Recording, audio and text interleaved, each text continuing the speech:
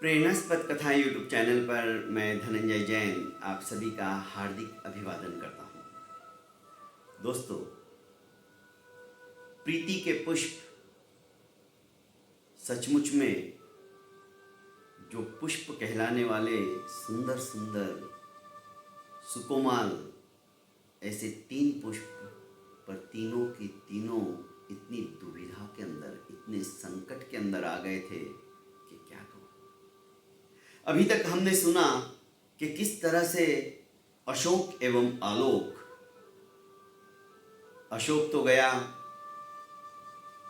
सदाबहार फल देने वाले ऐसे बीजों का अन्वेषण करने हेतु, और जब उसे देवपुर नगरी के अंदर वहाँ के प्रशासन ने बंदी बना लिया, तो उसकी खोज में 4 महीने के बाद आलोक भी निकल गया। पर आलोक का भी वही हाल हुआ। दोनों भाई कारागार के अंदर बंद हो गए। कारावास में वे कैसे समय व्यतीत कर रहे हैं दोस्तों, उन्हें बहुत याद आ रही है अपनी बहन की और मौसी की, क्योंकि माता पिता का साया तो उठ गया था सर से। अब गुहार लगाए तो किसकी तरफ?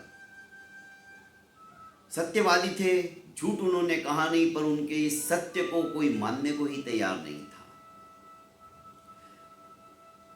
इतना समय व्यतीत हो गया, जब दोनों भाई नहीं आए तो आखिर अलका ने हिम्मत करके अपनी मौसी चतुरा से कहा कि मौसी, अब मैं उन दोनों को खोज के लाऊंगी, और जब तक मैं उन्हें ढूंढ नहीं लेती हूं घर पर वापस नहीं आऊंगी।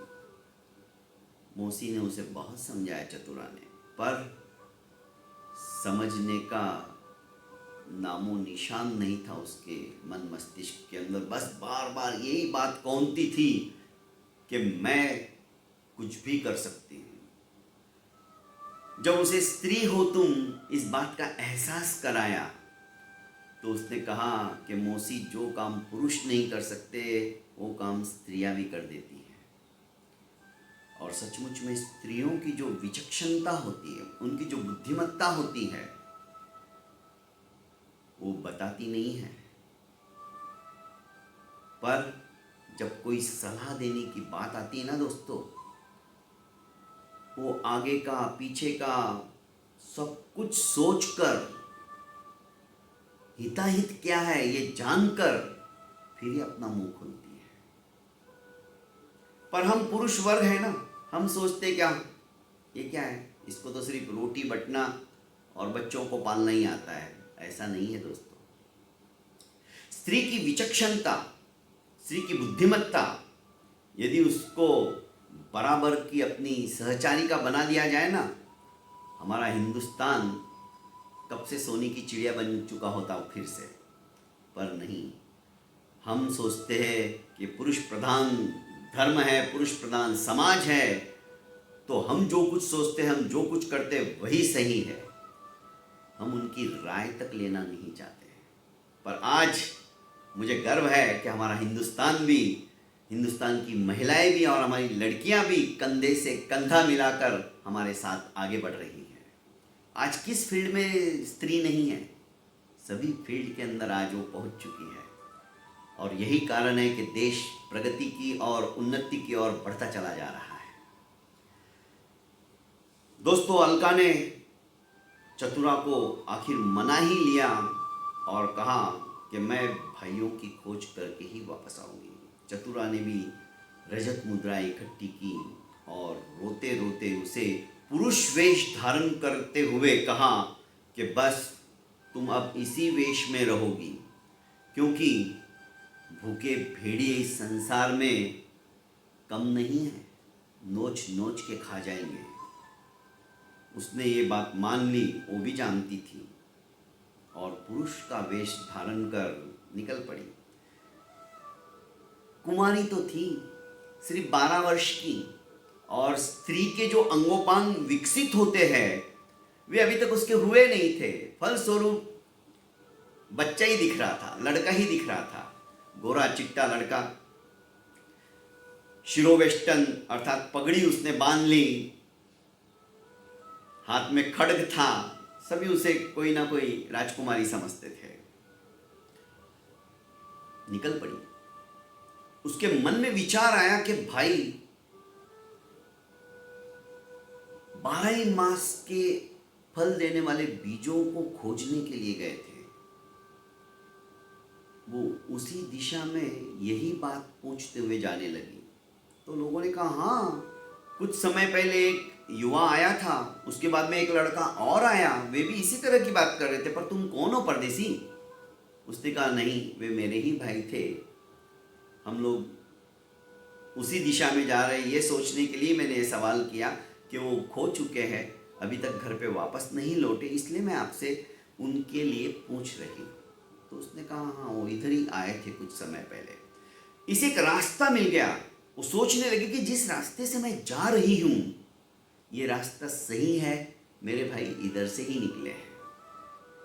और दोस्तों, जो आदमी उद्यम करता है, पुरुषार्थ करता है, मेहनत करता है, दिलो दिमाग में जिसके सिर्फ एकमात्र अपना लक्ष्य रहता है, उस लक्ष्य की प्राप्ति के लिए कायनात भी सपोर्ट करती है।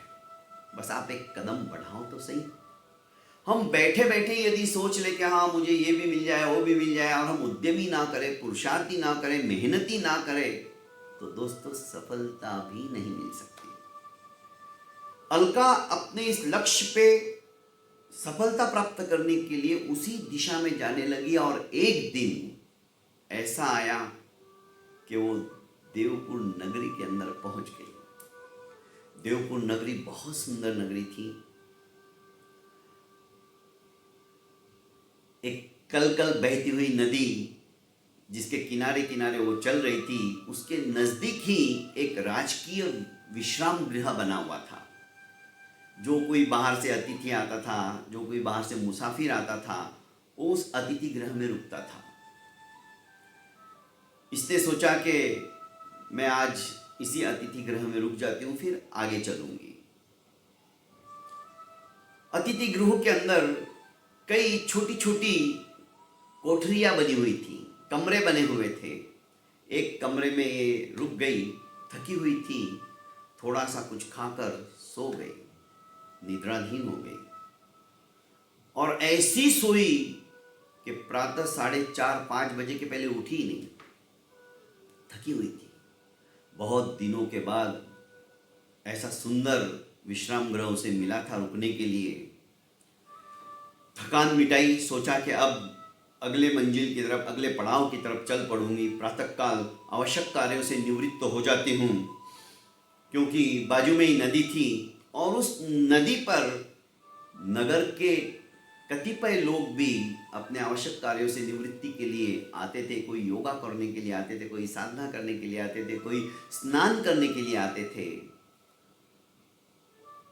उसी नदी के किनारे आचार्य मैत्रेय का भी आश्रम था, जिनके वहां पर